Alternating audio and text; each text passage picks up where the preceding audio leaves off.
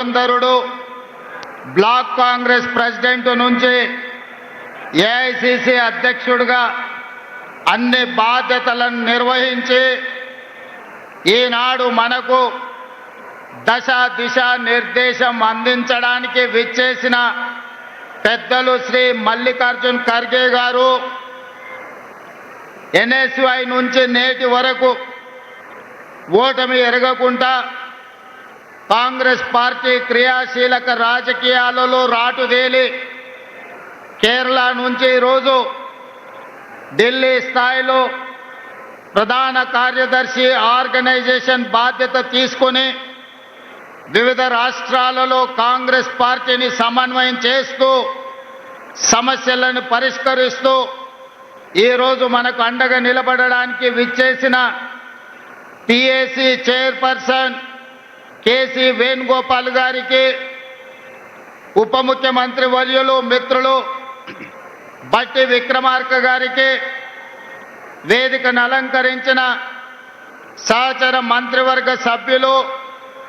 Parliament సభ్యులు, శాసన మండలి సభ్యులు, శాసన సభ్యులు, వివిధ కార్పొరేషన్ల చైర్మన్లు, ప్రభుత్వ సలహాదారులు, జిల్లా పార్టీ అధ్యక్షులు, మండల పార్టీ అధ్యక్షులు, గ్రామ కమిటీ అధ్యక్షులు, ప్రాణ సమానులైన కాంగ్రెస్ పార్టీ కార్యకర్తలందరికీ నా హృదయపూర్వకంగా నమస్కారాలు. ఈ సమావేశానికి స్వాగతం, సుస్వాగతం. మిత్రులారా, మీకందరికీ తెలుసు, తెలంగాణలో మాకు తిరుగులేదని అహంకారంతో రంకెలేస్తూ విర్రవీగుతున్న సమయంలో కల్వకుంట్ల గడిని బద్దలు కొట్టి 3 రంగుల జెండా చేత బూని 3 రంగుల కండువా మెడలో కట్టుకొని గుండెల నిండా ధైర్యం నింపుకొని తెలంగాణ నలుమూలల 4 కోట్ల మందిని చైతన్యం చేస్తూ తండాలలో, గూడాలలో, మారుమూల పల్లెల్లో ప్రతి తలుపును, ప్రతి గుండెను తట్టి డిసెంబర్ 7, 2023 నాడు ఇదే ఎల్బీ నగర్ మైదానం సాక్షిగా మన నాయకురాలు, తెలంగాణ ప్రదాత